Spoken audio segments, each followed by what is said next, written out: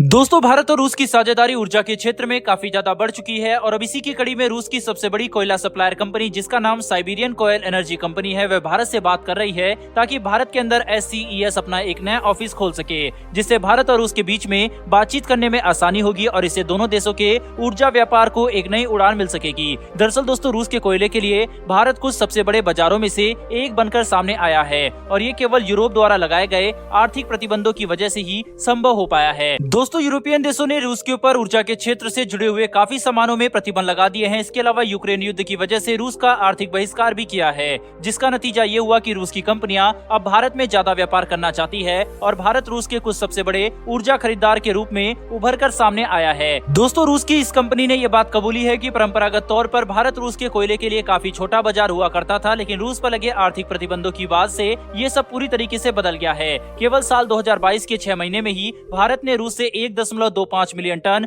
कोयले की खरीद की है, जो कि साल 2021 में किए गए पूरे खरीद से 2 गुना है। दोस्तों, आपको ये बात जानकर काफी हैरानी होगी कि रूस की कंपनी साइबेरियन कोयल एनर्जी कंपनी यानी कि SCES विश्व की चौथी सबसे बड़ी कोयला सप्लायर कंपनी है और उन्होंने ये बात साफ तौर पर कही है कि अगर लॉजिस्टिक्स से जुड़े हुए परेशानियों का हल कर लिया जाए तो वह हर साल भारत को 10 मिलियन टन कोयले की सप्लाई कर सकते हैं। SCES भारत के साथ लंबे समय के लिए व्यापार करना चाहता है, साथ ही भारत के अंदर अपने व्यापार का विस्तार भी करना चाहता है और इसीलिए ऐसा करने के लिए वह भारत के साथ उच्च स्तर की साझेदारी बढ़ाने में काफी ज्यादा रुचि ले रहा है। वहीं इतना ही नहीं बल्कि SCES ने ये बात भी मानी है कि वह मौजूदा समय में भारत की जरूरत, मार्केट और कोयले की डिमांड को समझने के लिए काम कर रहे हैं। साथ ही वह भारत में अपनी पार्टनरशिप का भी विस्तार करने की कोशिश कर रहे हैं ताकि भविष्य में जब उनका व्यापार भारत के अंदर बढ़े तो सप्लाई चेन और लॉजिस्टिक की दिक्कत न आए और व्यापार को बिना किसी परेशानी के जारी रखा जा सके, ताकि वह 10 मिलियन टन कोयले हर साल सप्लाई करने की अपनी योजना को पूरा कर सके। हम सभी को ये बात जानकर काफी ज्यादा हैरानी होगी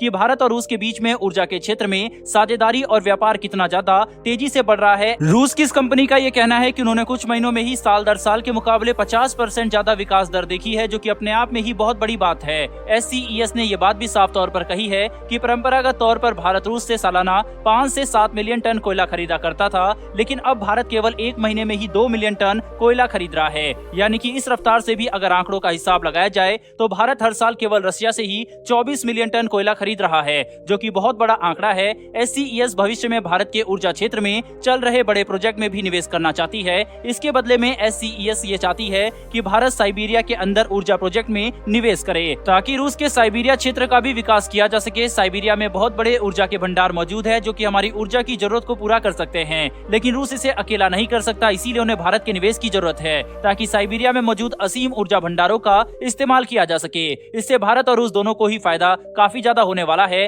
साथ ही दोनों देशों की आर्थिक साझेदारी भी बेहद तेजी से बढ़ेगी। SCES ने अपने कोयले की क्वालिटी के ऊपर बात करते हुए ये बात भी साफ तौर पर कही है कि उनके कोयले की क्वालिटी इतनी ज्यादा अच्छी है कि इसे एक बेंचमार्क की तरह इस्तेमाल किया जा सकता है। दोस्तों, रूस की इस कंपनी का कहना है कि मेनली उनका व्यापार यूरोपियन कंट्रीज और जापानीज बाजारों में ही केंद्रित था, जहां पर पर्यावरण और कोयले की क्वालिटी से जुड़े हुए नियम सबसे ज्यादा सख्त हैं और क्वालिटी के मामले में किसी भी तरीके की ढिलाई नहीं बरती जाती। इसीलिए इनके कोयले की क्वालिटी एस कंटेंट और सल्फर कंटेंट के मामले में प्राकृतिक तौर पर काफी ज्यादा अच्छी है। भारत और रूस एक दूसरे के साथ ऊर्जा के क्षेत्र में साझेदारी तो बढ़ा ही रहे हैं, साथ ही दोनों देश व्यापार भी काफी तेजी से बढ़ाना चाह रहे हैं। वहीं ऐसा करने के लिए दोनों देश INSTC यानी कि नॉर्थ साउथ इकोनॉमिक कॉरिडोर और रूस के व्लादिवोस्तोक बंदरगाह का पूरा इस्तेमाल करना चाहते हैं। भारत के प्रधानमंत्री नरेंद्र मोदी ने ईस्टर्न इकोनॉमिक फोरम की अपनी स्पीच में भी व्लादिवोस्तोक बंदरगाह का पूरा इस्तेमाल करने की सलाह दी थी, जिसके बाद से हम देख रहे हैं कि भारत और रूस इस क्षेत्र में काफी तेजी से विकास कर रहे हैं और ये भारत और रूस की बढ़ती साझेदारी के लिए काफी अच्छी बात है। बहरहाल दोस्तों, इस वीडियो में इतना ही, लेकिन भारत और रूस की इस दोस्ती के लिए कमेंट बॉक्स में एक जय हिंद तो बनता है। साथ ही हमारी आने वाली ऐसी वीडियो के लिए चैनल को सब्सक्राइब अवश्य कर लीजिए।